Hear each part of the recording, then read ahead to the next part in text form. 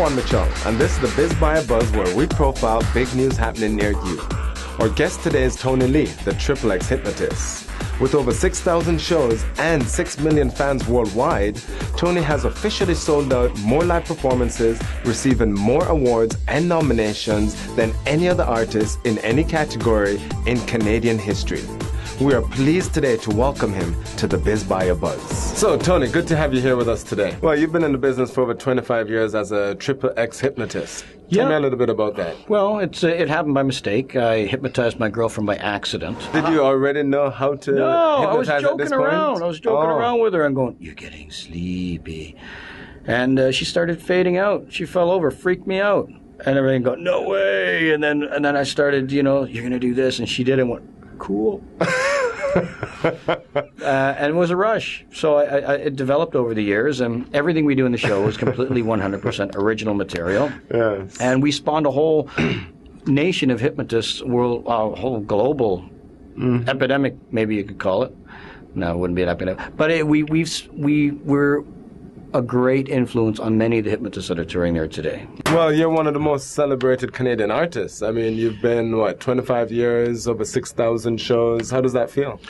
You know what? It feels like I've been doing this for about 2 years. Doesn't feel like a long time, mostly because I can't remember half the stuff I've done because I've been so polluted for the first probably 20 years of my touring. But it's been, I've got a chance to see the entire world. It's been a very, very rewarding career. So your show carries you not only in Canada, but across the United Kingdom as well. Yeah, we've done stuff, United Kingdom, the Arab Emirates, New Zealand, Mexico, Bahamas. Well, really, it's everywhere. Anywhere there's an English-speaking community. Everybody's pretty interested in, hypnosis. Does it work? Will it work on me?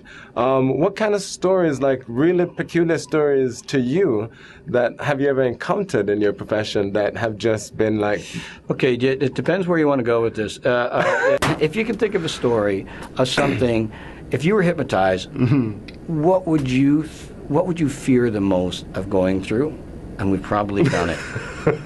We've probably done it. So it's, but it sounds very like, oh my God, but it's not. It's actually a really methodically well thought show. Remember, we tour universities and colleges. We couldn't get away with the politically incorrectness if it was overbound.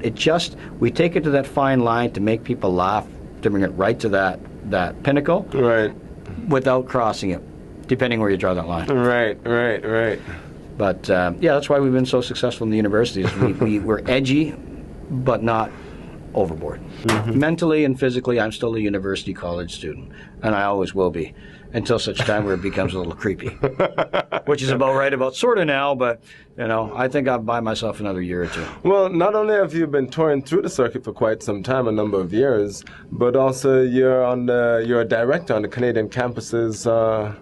I'm a director in the Canadian Organization of Campus Activities. I represent the Associates, which is all the entertainers in Canada. Okay. Anybody that wants to break into the business, whether it be a musician, a comedian, another hypnotist, perhaps, or even a lecture speaker.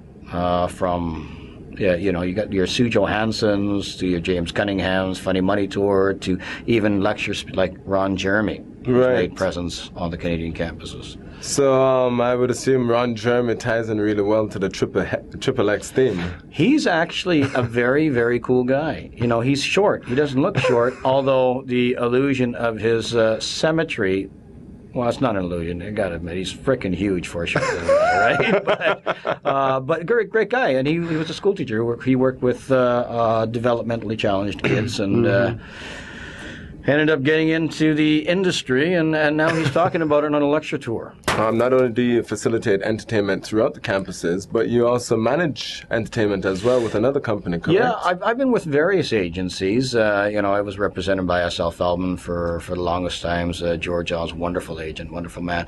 But as time progresses, I've had my own agencies, and right now I'm the owner and partner, a partner in Live Tour Artists. And, Right. we work with a lot of artists, whether they're present or past, from the older acts from Honeymoon Suite to the Glass Tigers to the recent development. I guess my biggest claim to fame is putting together the first Trailer Park Boys live show with Randy and Leahy, which has been touring for about a decade or so, and has also won 5 campus awards for its achievements. For aspiring entertainers, stage performers, etc., first of all, we'd like to know, how did you go about getting your name out there, and what can they possibly do in order to market themselves in a more effective manner? Back when I was doing it in the mid, a long time ago, the internet wasn't really being used. The Commodore VIC-20 was out. There was really no internet there. The flow of information really wasn't there. So there was a formula, and the formula, like whether you're a musician and everything you'd use, is that you'd come up with a certain beat, and there was a certain genre of music, and type of music that people wanted. You hire a right radio tracker. They go out and they talk to the radio station managers. You get the stuff on the air. You build a following. You get in touch with a good agent. You open up for some big shows. So there's a formula to build that up. But now, not a lot of people, people do listen to the radio, but the means of your ability to expose yourself is become spread out so vast that, if you think about it, when's the last time you actually says, hey, I want to go, this band is playing down the street, or this comedian is playing down the street, because you don't listen, or you're not watching TV, or you're listening to your iPod instead of, doing whatever else. So become extremely challenging. I got in the time where we built that following, and people were still going out 3-4 days a week, and it was easier. Now the mediums are a lot different. Now you need to be creative, whether using social media, whether using video, but most importantly is getting yourself in front of people and building it like they did in the olden days. Is building that following, getting in front of people and building a few fans, and then coming back in that market and building a few fans. And then as that grows, they're going to be loyal. And really, that's the way to build it now, no matter what kind of entertainment you're in. Careful what you wish for. It's a very superficial, lonely world. I do a lot of touring. I love what I do. I've lived a rock and roll lifestyle, essentially, for almost 3 decades now, 25 years. But there's a trade-off to it. And the trade-off is your true partner or companionship. A lot of times not possible. Doesn't work. Which I'm okay. I'm okay with that, because I figured I'll just wait till I get a little older, find that weak zebra, pounce on him. Who would you say you are a fan of? I'm a fan of you. Hey, thank you. I have a fan. I'm a fan of anybody and everybody that is talented, that is humble, and I'm a little biased because he's become one of my best friends, or I consider him a really close friend. Is John Dunsworth. He plays Mr. Leahy on the Trailer Park Boys, and just working together for so long, seeing such a dynamic, talented man, but yet so humble and appreciative. And he said to me, he goes, Tony, it's taken me, he's been in theater for 40 years, and, with the Trailer Park Boys, he's gotten recognition from that. So, Tony, it's taken me 40 years to be recognized for something I love to do. And it's like, wow, what a humble person. And when you get to that point where you realize how lucky you are. You're into consulting, you're into marketing, you're into some green initiatives as well. Where does it end? It doesn't. The day it ends is the day I die. There always will be growth. And it doesn't matter. I'll try anything twice in case I make a mistake the first time.